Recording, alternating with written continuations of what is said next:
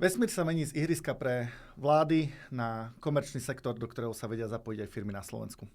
O tom, ako tento priemysel vyzerá, ako sa bude rozvíjať, sa budeme dnes rozprávať s Mišom Nešporom z investičnej platformy Crowdberry. Mišo, vítaj. Ďakujem za pozvanie. Ahoj.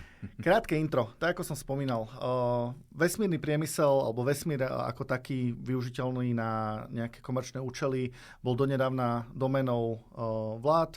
Najväčší rozmach vesmíru bol spojený so studenou vojnou, kedy sa pretekal Sovietsky zväz a Amerika, kto prvý dostane psov, ľudí, opice do vesmíru a na mesiac.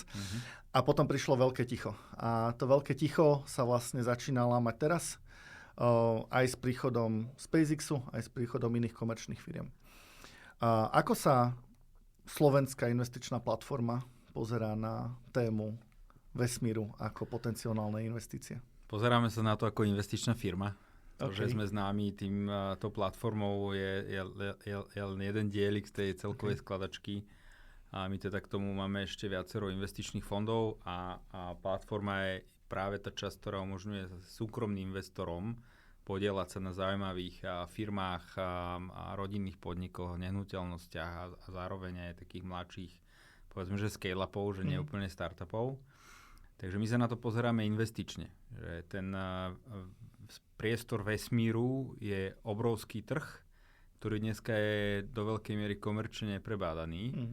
Takže tak, ako bol kedysi trh s internetom, alebo teda internet boom a so semiconductors, s polovodičmi a ďalej s mobilmi, etc., alebo teda smartfónmi, aby som bol presný, tak aj vesmír je takýto veľmi mladý, zaujímavý trh, ktorý sa rozvíja. Takže takto sa na to pozeráme, preto sa na to pozeráme.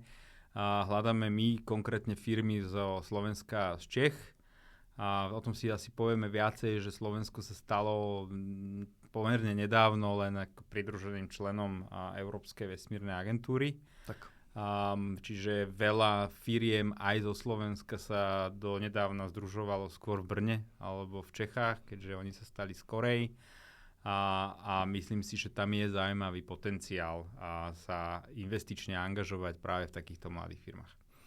OK, predtým, než húpneme do československého priestoru, ostaňme chvíľu na tej globálnej škále. Väčšina ľudí využíva GPS, to je asi to, čo sa najbližšie spájajú s vesmírnymi technológiami. A pritom nevedia, že to používajú, ale vždy, keď používam Google Maps alebo nejakú ďalšiu navigáciu, tak je to práve to GPS. Tak. Dobre, čiže máme GPS-ko, máme nejaké satelitné snímky, predpovedáme počasie, pozeráme, že či IT k nám nesmeruje. A čo sa podľa vás alebo podľa teba dá vlastne komerčne dosiahnuť v tom space? Lebo akákoľvek vlna prichádza, internet v 90. tiež ľudia nevedeli úplne povedať, že čo sa tam bude diať a ako to vie spolu súvisieť. To isté nástup smartfónov, Nokia to nezvládla, nástup prehliadačov si nevšimol Microsoft a iní hráči. Čo vidíte to, čo možno bežní ľudia alebo bežný priemysel nevidí? OK, ja som na začiatku hovoril, že vnímam ten vesmír ako rozvíjajúci sa priemysel. A v každom rozvíjajúcom sa priemysle najprv potrebuješ postaviť infraštruktúru. A keby sme tu nemali cesty alebo kolanice, tak nevieme rýchlo jazdiť krížom cez republiku, či už autom alebo vlakom. A takisto na to, aby sme vedeli s tým vesmírom niečo robiť, tak potrebujeme najprv infraštruktúru. To sú tie satelity, to sú tie rakety, ktoré tam musia vyniesť najprv materiál. A preto tam vidím priestor v oblasti dát, spracovania dát. To je do veľkej miery softverová záležitosť, ktorá musí ale fungovať na nejakom hardvere. A potom musí nejako komunikovať so Zemou. Čiže dneska vidíme pomerne veľa aktivity, čo sa týka startupov, inovácií, scale-upov. Vôbec, že komunikácia Zem a vesmír, pretože dnes tých antén na Zemi je napríklad pomerne málo, na komerčné použitie veľmi málo. Takisto pribúdajú satelity, komerčné satelity, ktoré spracovajú rôzne dáta a musia ich potom posielať na Zem. A toto je, myslím si, že veľký priestor v tej komerčnej sfére, keď sa nebavíme o military a o nejakých obranných funkciách, tak práve v oblasti tej infraštruktúry a v oblasti softveru, ktorý spracovávať dáta nejakým spôsobom na rôzne účely. OK, tak poďme trocha k tomu paradigm shiftu, čo nastal. To znamená, že po roku 2000 sa americká vláda rozhodla, že ona nechce byť prevádzkovateľom rakiet. Troška im to vybuchovalo a neúplne sa im to finančne oplácalo. A tam prichádza na stage alebo na scénu teda Elon Musk so svojou 200 miliónovou investíciou alebo s 200 miliónovým imením z PayPalu, ktorý roztáča akože SpaceX. SpaceX je jedna z prvých, ak nie vôbec prvá komerčná raketa, ktorá dokáže v tých tonážach, ktoré on robí, niesť veci na orbit. Aktuálne teda pripravuje Starship, ak sa nemýlim ten názov, ktorý by mal teda stlačiť cenu kilogramu na orbit okolo nejakých 200 až 300 eur. To sú naše informácie, ktoré my máme nejak akože z verejných zdrojov. Aktuálne je tá cena 1500 eur, povedzme medzi 1500 a 2000 eur za kilo. Výrazne menšia ako 10 000 pri raketoplánoch, ktoré jazdili doteraz. Vyriešil jeden problém skladačky, jednu časť Chicken Egg problému a to boli tie rakety. Druhou časťou, čo tie rakety budú nosiť vlastne za 2 alebo 3 roky zdvojnásobil počet satelitov na orbite a to bol Starlink projekt, ktorý tento rok by mal dosiahnuť 10 miliónov subscriberov a generovať brutálne tržby. Čiže jedna z tých prvých vecí, ktorú vidíš ty, je naozaj, že ešte väčší počet satelitov na orbite a ešte viac dát z nich? Nemáme ich tam už dosť? Vidím to ako trajektóriu. A to aj kvôli tomu, že a tom sa asi porozprávam neskôr, že dneska máme trošku inú geopolitickú situáciu. Takže budú pribúdať iniciatívy rôznych geografií politických, nielen Amerika, ale aj Európa, Čína a ďalej, ktoré budú chcieť mať vlastnú infraštruktúru vo vesmíre, aby mali prístup k vlastným dátam. A tamto trajektória naozaj smeruje k tomu, že v horizonte pár rokov budeme mať nie niekoľko tisíc, ale niekoľko 100 000 satelitov v nejakom horizonte na Zemi. Myslím, že tam bol odhad do 2030 ešte nedávno cez 100 000 satelitov, ak sa nemýlim, možno sa mi to pliesť a hlavne sa to bude meniť. To ešte nie je ohlásených tých jeho 1 000 000 satelitov s AIčkou na orbite. Takže.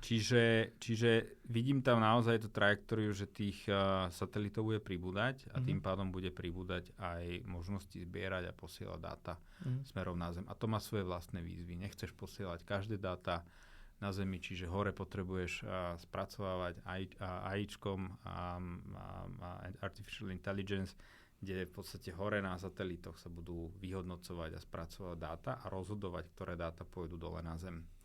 A potom tam je samozrejme z pohľadu nejakého defensu a spolahlivosti tých dát téma, či som dostal na Zem tie dáta, ktoré sa hore naozaj aj zaznamenali a či s nimi niekto nemanipuloval. A to je samostatná téma.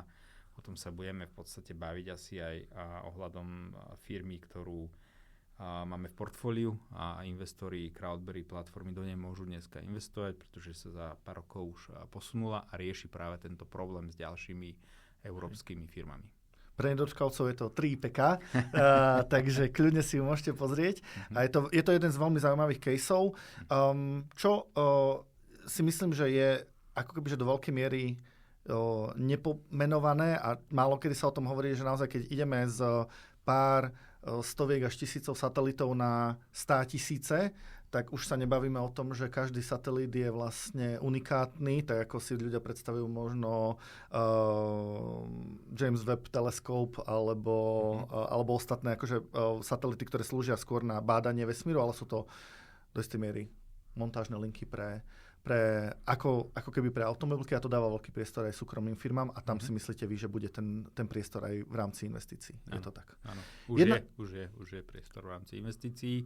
Dnes veľa tých investícií, ale ešte by som povedal, že subvencujú verejné zdroje.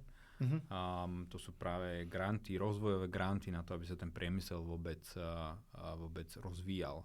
A súkromný kapitál k tomu postupne priteká, tak ako by to aj malo byť, že tie verejné zdroje a súkromný kapitál by mali fungovať ruka v ruke a podporovať rozvoj industries a firiem.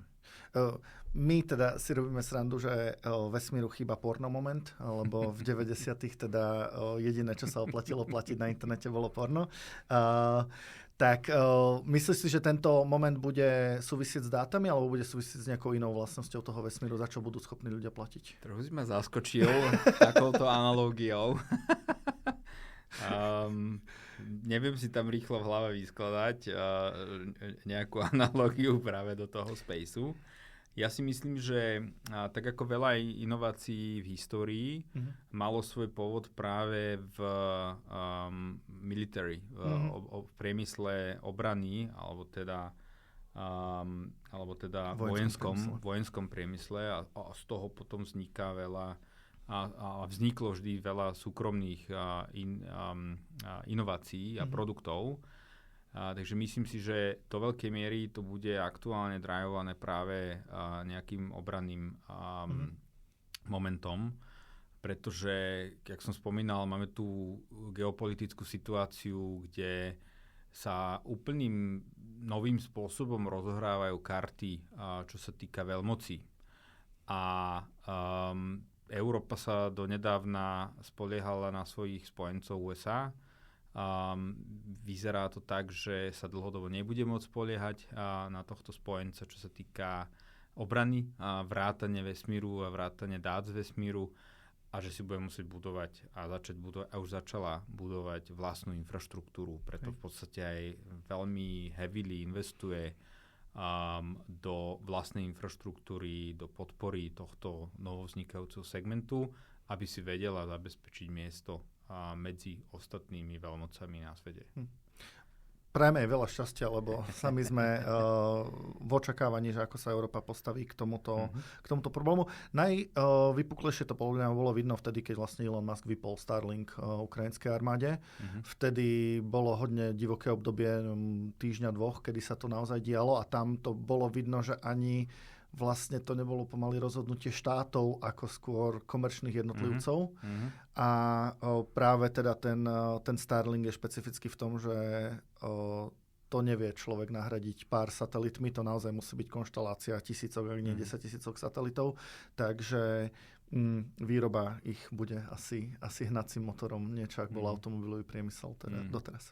To môžeme rovno podľa mňa preskočiť vlastne aj k príkladu zo strednej a východnej Európy, ktorý je bulharský startup Endurosat, ktorý vyrealizoval 130 miliónov od rôznych fondov. Jeden dokonca z nich je aj teda bývalý zakladateľ PayPalu a člen PayPal mafie Peter Thiel, veľmi populárny meme človek v poslednom čase. Myslíš si, že teda tento región je ready na príchod tohto industry? Neuchádza nám v tom vlak? Vieme byť konkurenční voči zvyšku sveta? Že uvidíme, že the jury is still out there. Ja si myslím, že tento región má tradične silné pozadie v engineering, aj v hardveri a hlavne softveri. A aj ten vesmírny priemysel je v podstate o týchto dvoch kategóriách. Ako zvládnuť ten hardware, ten satelit a tú raketu, ktorá to tam vyniesie. A o tom, ako postaviť software, ktorý bude vedieť fungovať s limitovanými kapacitami, pretože ty nevieš vyniesť nejaké veľké výpočtové stredisko o veľkosti futbalového štadiónu do vesmíru. Takže popasovať sa v podstate s tou výzvou, že mám tam obmedzený priestor, mám tam obmedzený výpočtový výkon a na to musím napasovať software, ktorý bude vedieť za týchto limitných operácií fungovať. A v tomto myslím si, že stredná východná Európa má históriu. Nehovorím, že úplne že najsilnejšiu. Je otázka, či budeme tu vedieť vybudovať veľmi silný vesmírny priemysel. Na to si asi počkám, ale je tu priestor na to, aby tu bolo niekoľko desiatok, možno stoviek firiem, ktoré aktívne budú aj komerčne pôsobiť v tejto oblasti. Tam treba rozlišovať, k tomu sa dostaneme, myslím si, že sú firmy, ktoré majú za cieľ pomoci verejnými zdrojmi, grantami v kombinácii so súkromným kapitálom, aby boli veľmi silno komerčne orientované. A pomáhajú si s týmito zdrojmi na začiatok ako odrazovým mostikom. Ale je tu aj veľa firiem, ktoré naozaj len ide po tých grantoch, aby sa mohli povedzme, že zabávať v tejto oblasti, Áno. ale nikdy z nich nebudú komerčné firmy, komerčne úspešné firmy. Takže tam potom aj my rozlišujeme ako investičná firma, že koho si vôbec vyberiem. A vyberám si tie firmy, ktoré z toho chcú postaviť biznis, nie tie, ktoré sa chcú vďaka európskym grantom zabávať, aby sa mohli zúčastniť v podstate tej témy vesmíru. Vyvíjať do šuflíka, hej? Hej, tak. Ja osobne sa teda nebojím toho, že tento región nevie navrhnúť, zostrojiť a sfunkčniť niečo. Ja by som sa bál troška tej komerčnej fázy a už si to načetol teda s partičkami ľudí, ktorí vyvíjajú pre vývoj a potom to dajú do šuflíka. To je, povedzme, že jedna strana extrému, ale jednoznačne nie sme takí selsáci ako iná časť sveta. Ako si myslíš, že slovenské firmy, stredoeurópske firmy dokážu komerčne konkurovať tomu západu, v tomto prípade aj východu v rámci Číny, svojim náprotivkom inde? Máme dosť toho komerčného driveu na to, aby to išlo? Ja si myslím, že dnes žijeme v takom pomerne medzinárodnom až globálnom kontexte. Takže pokiaľ máš dobrú DNA ako firma a pokiaľ máš dobrý produkt a si aktívne činný v tom medzinárodnom prostredí, tak vieš získať talent, ktorý ti pomôže komercionalizovať ten tvoj produkt ďalej. My to vidíme vzhľadom na to, že, jak sme hovorili, že silný background v inžinierstve a v softveri tento región má, ale ako správne hovoríš, nemá nutne ten komerčný drive. Spomínaná firma 3PK, ktorá vznikla na Slovensku, má dneska už svoju novu vo Francúzsku a ide expandovať do Ameriky a práve v oblasti predaja, sales a komerčných aktivít, pretože tam ten talent je. Takže myslím si, že sa to dá takýmto spôsobom prepojiť, že robí to veľa aj zahraničných firiem, ktorá má tu svoje vývojové inžinierské centrá, ale komercionalizácia je postavená v iných regiónoch, kde je naozaj ten talent aj prítomný. Super. Ja si myslím, že týchto príkladov tá 3PK, ktoré môžete stretnúť teda aj na Výťahkonf, je určite jeden z nich, ale sú to napríklad aj iní. Je tu ICEYE, fínska firma, oni majú cca nejakú 3 miliardovú valuáciu a riešia tiež radarové dáta. Viem, že je to slovensko/český projekt Zajtra. Neviem, či tých máte v meritku, oni tiež v prvom bode, ako sa dalo, išli do US a myslím, že už tam majú nejaký deal z DOD. Takže vyzerá tak, že nielen zostreďujeme, ale som tam aj predať. Hej. Je tých firiem viacero.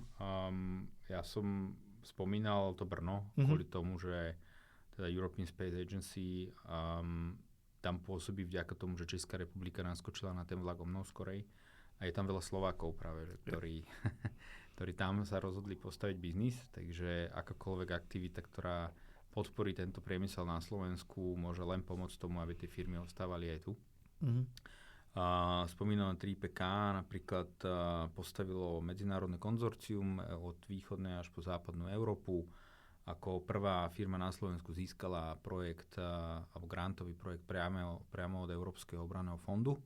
Keď si spomínal Endurosat, bulharský startup, tak ten je v konzorciu a ich cieľom je vyslovene postaviť komerčný end-to-end produkt na sledovanie toho, či sa manipuluje alebo nemanipuluje so satelitnými snímkami, pretože to je relevantná téma, hlavne v oblasti obrany. A to je práve to, čo ich odlišuje od iných firiem, pretože z toho chcú postaviť komerčný biznis, komerčný produkt. Majú na to už dokonca prvé vyjadrenie zájmu od francúzskeho obranný Defense Ministry, ak sa to povie, ministerstvo obrany, francúzskeho ministerstva obrany, ktoré povedalo, že keď to o 3 roky vyvinete, my si to rovno kúpime. Super. No dobre, tak som zvedavý, čo nám aj vy, aj 3PK poviete na konferencii. Ty si aj naznačil teda, že Slovensko je teda novým členom ESI v porovnaní s zvyškom Európy. Teda dostali sme sa do ESI neskôr ako Kanada, čo je tiež jeden z veľmi vtipných momentov tohto. Čo to vlastne otvára, aké možnosti pre slovenské firmy, aké možnosti vlastne pre investovanie do spaceu, len to naše členstvo v tej ESI? Aktože, ja nebudem to komplikovať, ale budem sa to snažiť zjednodušovať, že otvára to možnosť vôbec sa zaoberať tou témou a dostať sa k informáciám, dostať sa k zákazkám a k možnostiam ESI. Na to, aby si sa vedel donedávna dostať k tomu, že sa vieš vôbec uchádzať o tú firmu, si musel mať nejakú časť svojej infraštruktúry, ak nie celú, najbližšie v Českej republike. Takže ono to otvára vôbec to, že chcem byť toho súčasťou, super, máme na Slovensku teraz možnosť, priamo slovenská firma s tímom tu na Slovensku, aby sa uchádzala o granty a vôbec bola pripustená k tým informáciám, čo sa tam vôbec rieši v rámci tej European Space Agency, lebo tých programov je tam, alebo tých iniciatív je tam a veľmi veľa. A ty sa k tomu inak nedostaneš. To znamená, že krajina to podporila, chvála Bohu, konečne, tak, aby sa naše firmy nemuseli sťahovať von zo Slovenska, keď chceli byť súčasťou tohto nového vlaku. No dobre, tak plynulo sme prešli k Slovensku a to 3PK sme už spomenuli viackrát, ale teda je to prístupné pre investorov aj cez vás, cez vašu platformu. A je to zároveň rizikový kapitál a aké sú tam podľa teba tie plusy a minusy? Že aký to má potenciál, keď si človek predstaví, že do toho dnes hodím liter, na čo sa môžem tešiť a v akom časovom horizonte? OK, ja to uchopím asi trošku zoširšia, že áno, je to rizikový kapitál. My v podstate pri každej investícii alebo pri každej investičnej príležitosti hovoríme investorom, že je to firma v takomto priemysle, je v takejto fáze, je s tým spojené takéto riziko, investuješ buď tak, že spoluvlastníš, čo je vyššie riziko a dlhší horizont, alebo požičiavaš firmám. Na to, aby si požičiaval firmám, tá firma už musí byť ďalej. Musí mať nejaké výsledky. A je to menšie riziko, je menší výnos. Že to je taká tá mapa toho, že snažíme sa aj investorov učiť, že každé riziko by malo byť ocenené výnosom. Nevždy to tak na slovenskom aj českom trhu je. Aj téma dlhopisov, kde investori si myslia, že dostanú 6, 7, 8%, ale v skutočnosti, keď sa pozrieš na detaily, tak si kupuješ to riziko spoluvlastnenia, čiže máš neobmedzenú stratu a neručí za to nikto v podstate. Ale keď to vyjde, tak ty máš obmedzený výnos. A toto podľa nás není fér. Preto sa stretávame s tým názorom, keď investori prídu na platformu, že tam máte 12% úrok na požičku firme. Hovorím, že áno, lebo to riziko je relevantné a preto by ste mali mať nie 6 alebo 4, ale 12% alebo 16% úrok, lebo je tam vyššie riziko.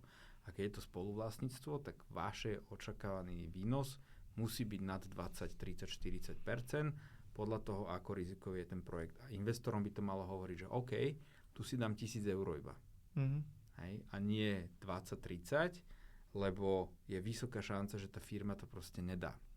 Že skrachuje. A preto sme my vlastne tú platformu vytvorili tak, aby si investor mohol vytvoriť široké portfólio. Od investícií do nehnuteľností, ktoré majú nižšie riziko, cez požičiavania firmám, ktoré majú trošku vyššie riziko, ale za to vyšší výnos, až po scale-upy, ku ktorým patrí 3PK alebo Netcore, ktoré dneska pôsobia na trhu, kde 3PK nevieme, že čo tam bude na nejakej agende tej firmy o 3, 4, 5 rokov, lebo sa môže diametrálnym spôsobom zmeniť. Môže tam prísť nejaká konkurencia globálna a tá firma možno o pár rokov nebude existovať a bude existovať v úplne inej forme. Preto je to vysoké riziko, preto by si tam mal investor zvážiť a dá tam menšiu časť svojich disponibilných finančných prostriedkov a vytvoriť si portfólio inde, tak aby si mohol dovoliť o tie prostriedky prísť. A teraz naspäť k tvojej otázke v kontexte tohto vzťahu rizika a výnosu. Na druhej strane 3PK môže o 4-5 rokov byť naozaj že jednou z popredných firiem, čo sa týka predaja softvéru na overovanie dát zo satelitných snímok a môže tam mať krásny biznis model, kde za každú jednu snímku sa bude platiť podľa toho, akú hĺbku dát bude poskytovať. A 3PK bude poskytovať tú funkcionalitu, že keď si tie dáta ja pozriem, lebo to není, snímka je veľmi zjednodušená. Snímka je súbor pixelov a rôznych dát, ktoré majú rôzne úrovne. 3PK vie v podstate povedať, že keď sa pozerám na tieto dáta a na tieto tanky na tomto obrázku, tak tam naozaj sú. Alebo pozor, niekto s tými dátami manipuloval, nemôžem sa spoľahnúť na tieto dáta, musím ísť hľadať iné dáta, ktoré neboli manipulované a sú originálne. A za toto sa bude platiť od pár centov po eurá a podľa použiteľnosti a podľa hĺbky dát. A to môže byť biznis, ktorý bude 3PK generovať desiatky miliónov eur a vtedy investor, keď si dneska vloží 1000, tak v budúcnosti možno z toho bude mať 5 alebo 10. Ale je aj veľká šanca, že ho nepríde. A toto je to riziko, o ktorom hovoríme. Čiže pre investorov to znamená, ak vás tá téma zaujíma, dajte si tam nejakú rozumnú čiastku, aby ste boli toho súčasťou a ideálne do viacerých investícií. Aby ste mali diverzifikované portfólio. Ten 3PK je podľa mňa pekný príklad aj v tom, že keď si človek predstaví, že vesmírny priemysel, tak rakety, ktoré zo Slovenska veľmi neodpálime, alebo satelity, ktoré tu teda nejaké vieme vyšrubovať, ale nie úplne všetky. 3PK, ja už si to spomenul, že software. To je proste banda chalanov, búchajúci do počítača, ale predsa len robia vesmírnu tú technológiu. Aj žien, pardon. Áno. Takže tam si myslím, že tá rizikovosť pre tých investorov môže byť trocha nižšia práve v tom, že ten software je skôr asi biznisová téma. Nie je to o tom, že potrebujeme nájsť nejakú exotickú fyziku alebo nejakú raketu, ktorá môže vybuchnúť a nikto nevie prečo a tie tikety alebo tie investície do toho nie sú zrazu v desiatkách až stovkách miliónov, ale naozaj sú nižšie. Koľko vlastne potrebuje IP, alebo chce vyrealizovať 3PK? Poviem, ešte doplním, že zároveň to je software, ktorý sa používa v rôznych obmenách nielen na ten priemysel toho vesmíru, ale vznikol práve pre účely letectva. A dneska ho používa Airbus, kde zakladateľ Juraj Zámečník svojho času pracoval a videl tú potrebu.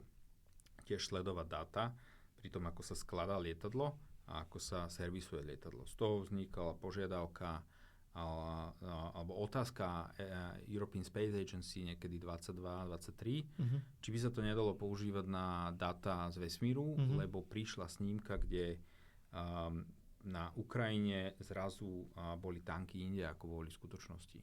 A oni videli, že je s tými dátami manipulované. Ukrajinci na základe toho spravili rozhodnutie, poslali tam vojakov a tí tam nenašli armádu, ale našli tam ruských vojakov, ktorí na nich čakali a napadli ich. A toto je v podstate real use case, z čoho vznikol ten druhý produkt a zároveň tretí produkt je použitie toho istého systému alebo teda tej istej logiky na zabezpečovanie práve vývoja softvéru ako takého. Keď dneska skladaš hlavne v obrannom segmente nejaký software, tak ty ho vyvíjaš v rôznych departmentoch alebo rôznych dodávateľov a nakoniec ho niekto skladá.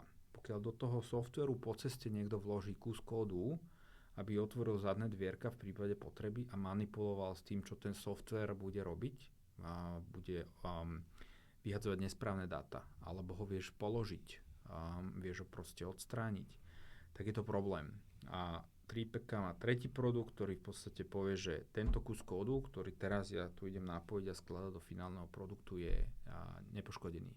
Nikto s ním nemanipuloval, nikto tam nevložil kus škodlivca. Hej.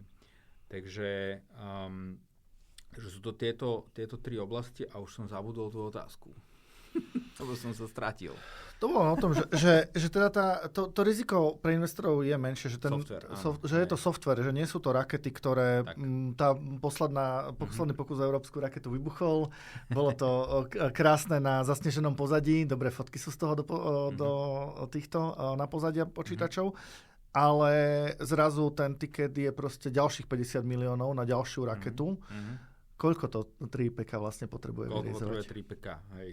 Tak my sme tam mali pôvodne nastavené väčšie investičné kolo. Vďaka tomu, že 3PK vyhralo ten European Defence Fund grant na necelých 6,6 milióna. Z toho je, myslím, že 2,6 milióna pri 3PK. Tak sme povedali, že nepotrebujeme teraz toľko kapitálu. potrebujeme nejakú časť pre 3IPK, aby vedelo spolufinancovať tie granty. To je tam, kde verejné inštitúcie, keď už poskytujú verejné zdroje, tak povie, že dobre, ale musí tam byť koinvestícia súkromných zdrojov.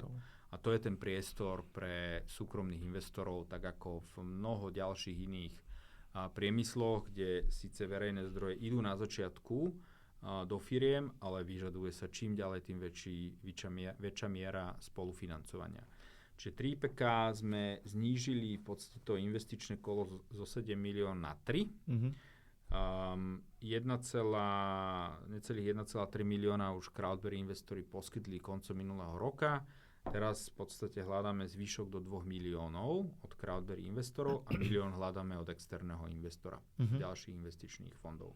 Čiže 3 milióny, to by malo stačiť v podstate na najbližší rok a pol a potom je plánované väčšie investičné kolo.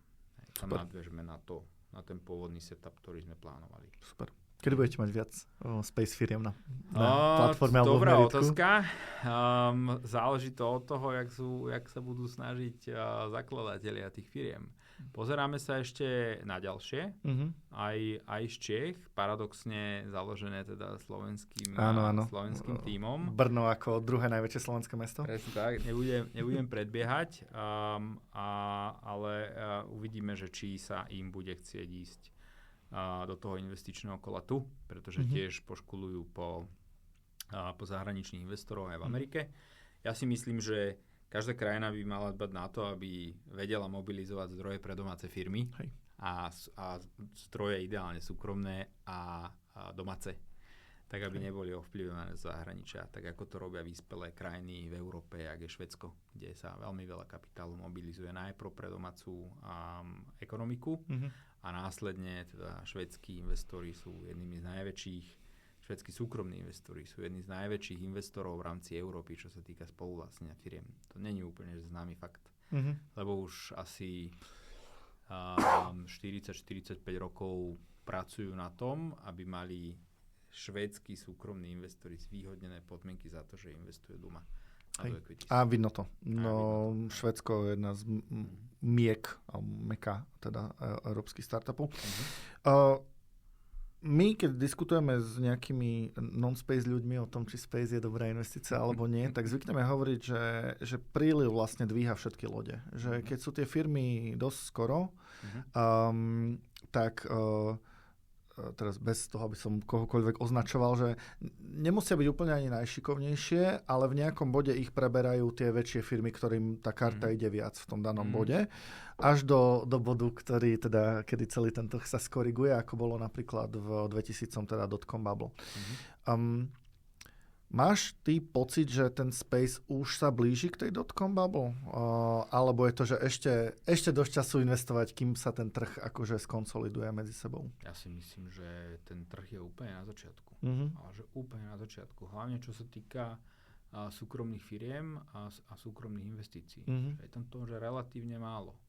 Na to, ako veľký priestor a potenciál to predstavuje. A teraz, keď sa pozriem, a to je že globálne, teraz keď sa na to pozriem, že v Európe, tak tam sme úplne že v plienkach. Hlavne kvôli tomu, že sa celá Európa historicky spoliehala na spojencov, čo sa týka infraštruktúry vo vesmíre, aj čo sa týka dát. A to sa teraz zmenilo.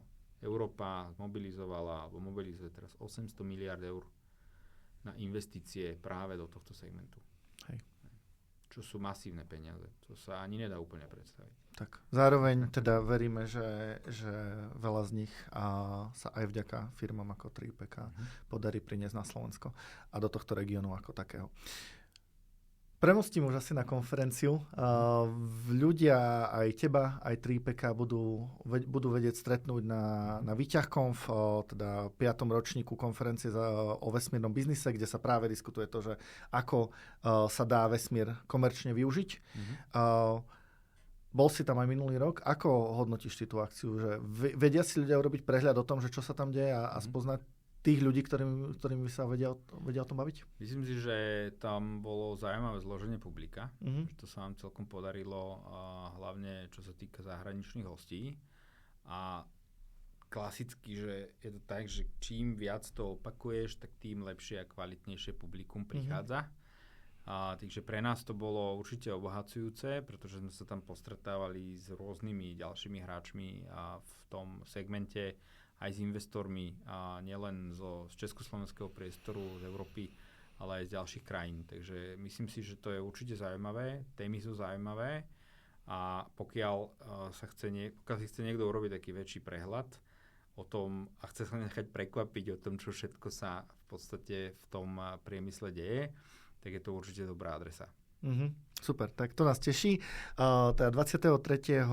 apríla v priestoroch Slovenskej sporiteľne. Všetky informácie nájdete na našom webe. Môžete si aj teda kúpiť lístky, môžete diskutovať aj s Michalom Nešporom z investičnej nie platformy, ale firmy Crowdberry, ako aj s startupom v ich portfóliu 3PK, ako aj s inými hostiami. Nedá mi na poslednú vec, my keď prinášame rečníkov, tak vždy sa ich pýtame, že v akom roku si myslia, že ľudia pôjdu na Mars. Tvoj tip? Že tak, aby tam vedeli žiť? Stačí jednu nohu tam dať, nemusí ani sa vrátiť. A nemusí sa vrátiť. Vždy sa nás pýtajú, že či je predpoklad, že či sa ten človek má vrátiť. Čo ja viem, 20 rokov. OK, tak to si na tom pesimistickejšom spektre. Ale dobre, uvidíme. Naučili ma investície a rozvoj firiem, že... Pitch decky znesú, hej. Presne tak, hej, ale že hokejka vyzerá viacej flat prvé roky, ako sa pôvodne očakávalo. No dobre, tak o 20 rokov si dáme follow-up a zistíme, ako sa to pohlo.